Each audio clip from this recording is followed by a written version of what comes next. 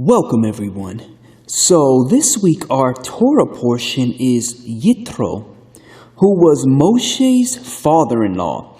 So as we open, we now come to see that Yitro comes to hear about all that Yahweh had done for Moshe and for all of Yisrael, or Kal Yisrael.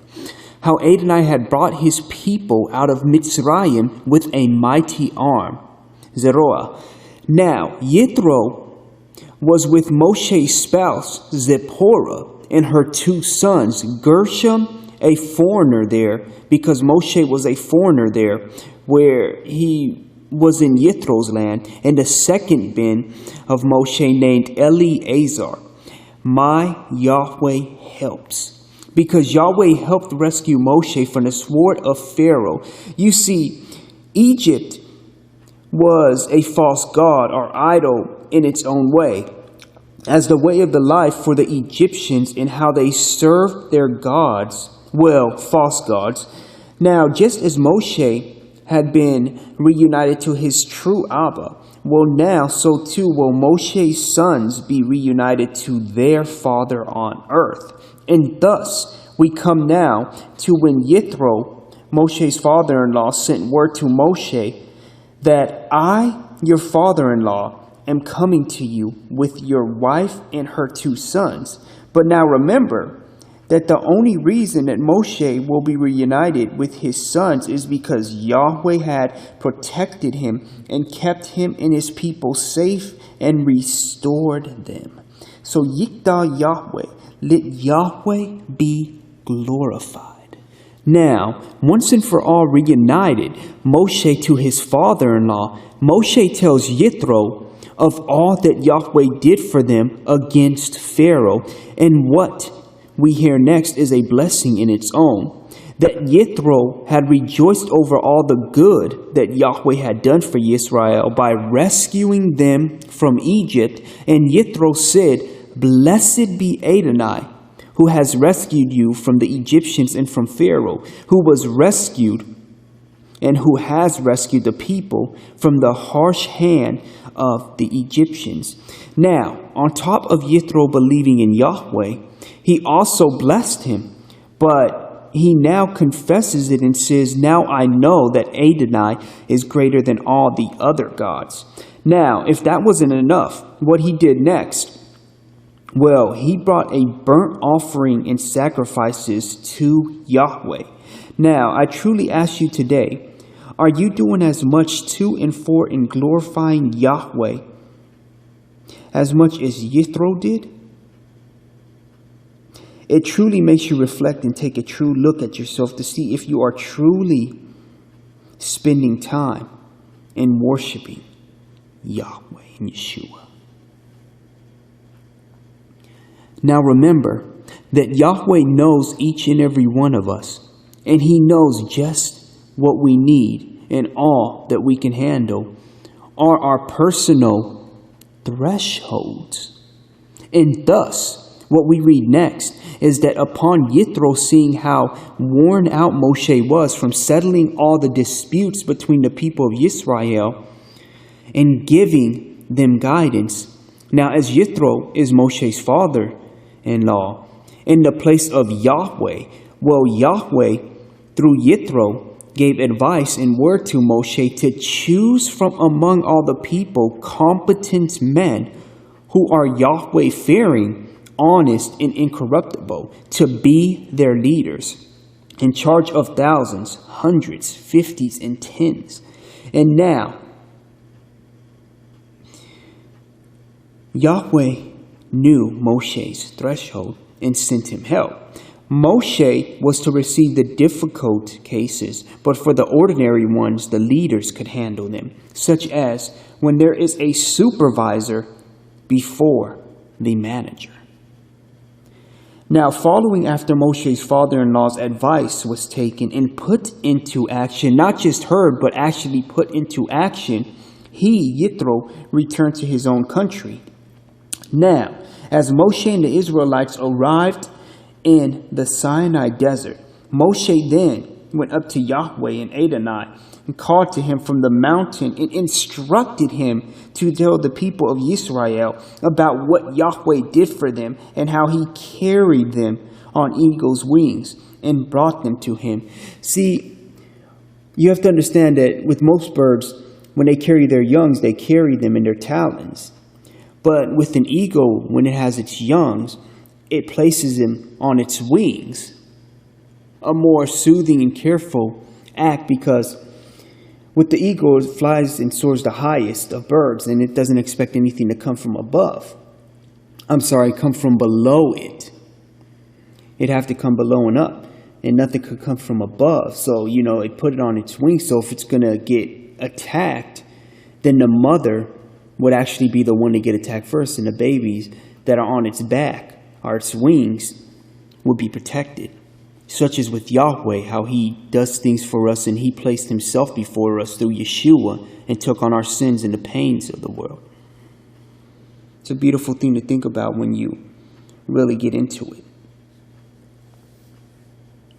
But now, he told the children of Israel that if they would keep his covenant, that they would be a treasure from among all peoples and a kingdom of Kohanim for Yahweh, a nation that is set apart. Now, just as Moshe told the leaders of all that Yahweh said, so too did the leaders spread the words to Kal Yisrael. Now, just as Yahweh loves to hear his children respond to him as a loving father, well, as one, they all replied that everything that Adonai said, we will do.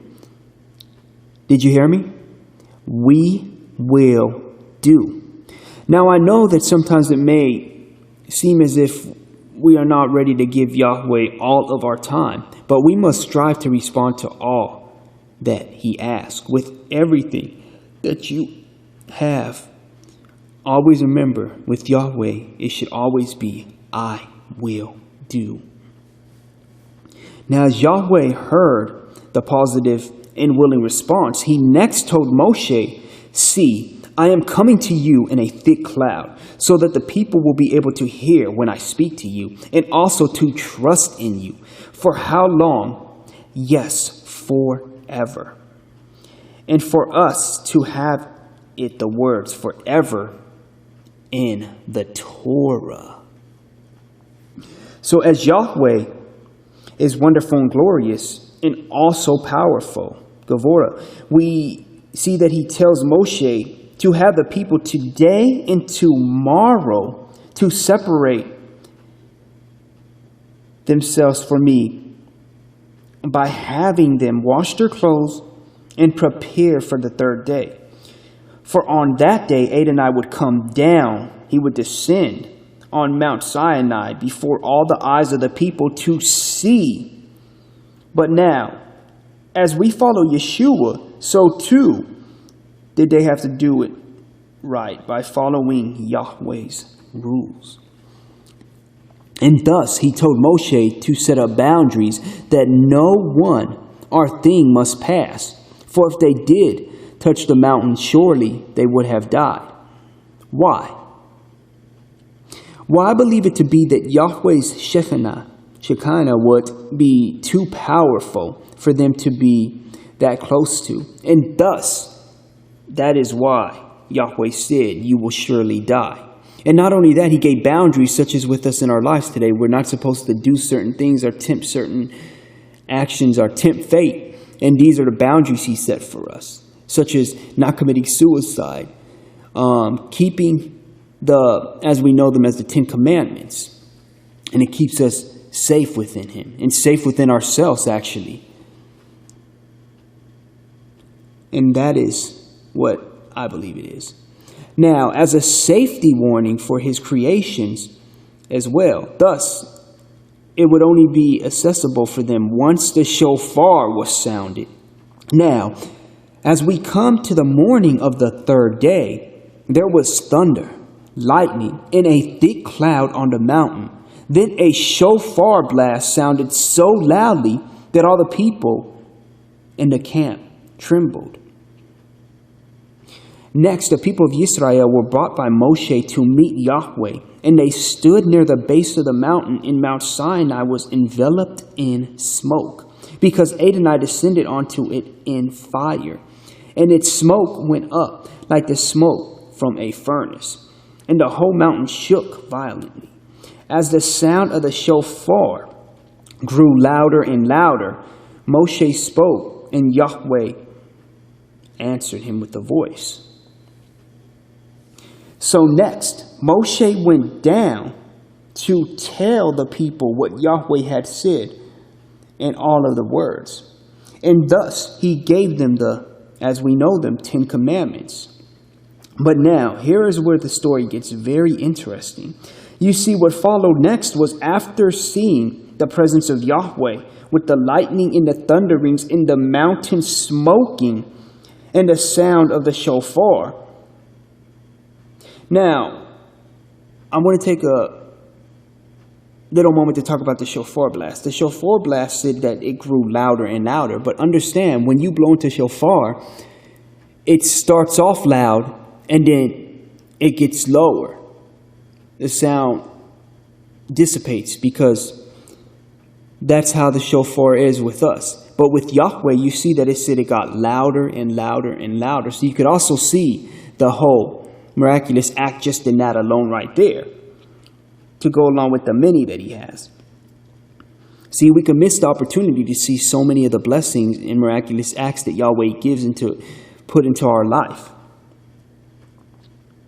Now, with this, the Israelites were so frightened at this point that they asked Moshe to speak to Yahweh for them and to not let Yahweh speak. Not speak to them, but for Moshe instead to speak to them.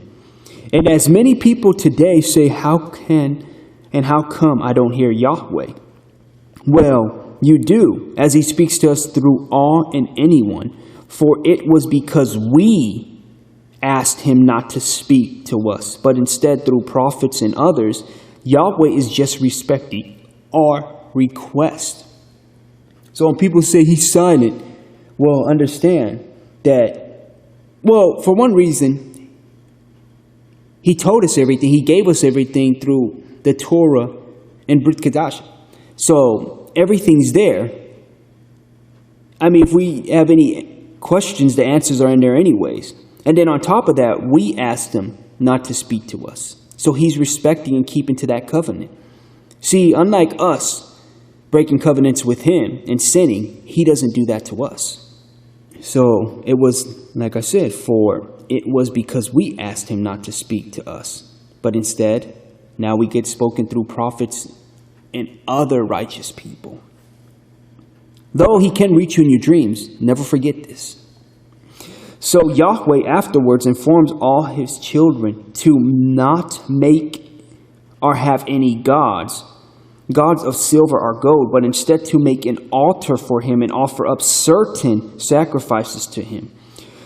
But us all here today can give ourselves to him, as Yeshua was the ultimate sacrifice. And we can offer him glory with worship and praise and prayer and singing songs of worship.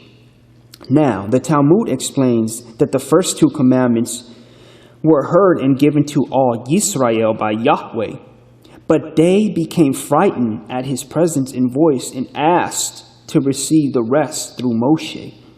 Now, as for not building Yahweh an altar or having it to be cut out of hewn stone, well, understand, by the wielding of tools, well, the Mishnah states that iron was created to shorten man's life through making weapons with it and having war. But the altar was the complete opposite, as it was used to lengthen man's days. Likewise, you might be tempted to make an idol out of the cut stones. Now, it is said that Yahweh offered all the commandments to every nation in the world, starting with the biggest one first. But when they heard what was in them, they rejected them. But finally, Yahweh found a small nation of Yisrael who did accept him. And that is why they became segula, precious to Yahweh. Now, the first 5 commandments have to do with honoring Yahweh, and the last set has to do with mankind. But many people argue about how many commandments that there truly are, as the Torah never gave a totaled number. See, you can miss a lot of stuff by not looking back and constantly reading your Torah and keeping into it. Interesting. Now, for the half-Torah portion, well, it is connected to our Torah portion because just as the Israelites accepting the covenant at Sinai, well, so too does Isaiah accept the mission of prophecy and the vision given to him. Now, with our Messiah, let's say our Messianic gospel portion, we are told that if we do a good deed for a brother or sister, that we must not announce it to others and be boastful about it, as we are not to do just acts, just to be praised for them. Thus, if you donate money, let that be that. Don't go and boast about it. Now, also, when you pray to Yahweh, do not make a public portrayal of it. Do it in private, in secret, and don't offer boastful prayers to Yahweh. Be intimate with him, and don't keep babbling on to make your prayer appear as more superior. As before you asked for anything, Abba, Yahweh, already knows what you need. Thus you shall pray with the Lord's Prayer. Likewise, whenever you are wronged by someone, you should always forgive them, and also pray for them. As Yahweh forgives you, so shall you forgive others. And whenever you fast, do not advertise it, but instead keep it between you and Yahweh. Now, do not look and store up worldly items such as action figures, cars, clothing, money, and idols, but instead store up spiritual items by blessing and helping others, and also by spreading Yahweh's true gospel, and also by reading your Torah daily and observing the weekly Shabbat, as this is the way you also store up your spiritual gifts and treasures, by spending time with Yahweh. It's like you're investing into a spiritual bank account every week when you observe the Shabbat. And at the end, you have your fund, your retirement stored with you. And observing his holy feast days and his new moons. And love Yahweh and not money. Or don't be a slave to money, but instead store up faith in Yahweh instead, emunah. And never rely on yourself for things, but instead rely on Yahweh and know that he would always provide.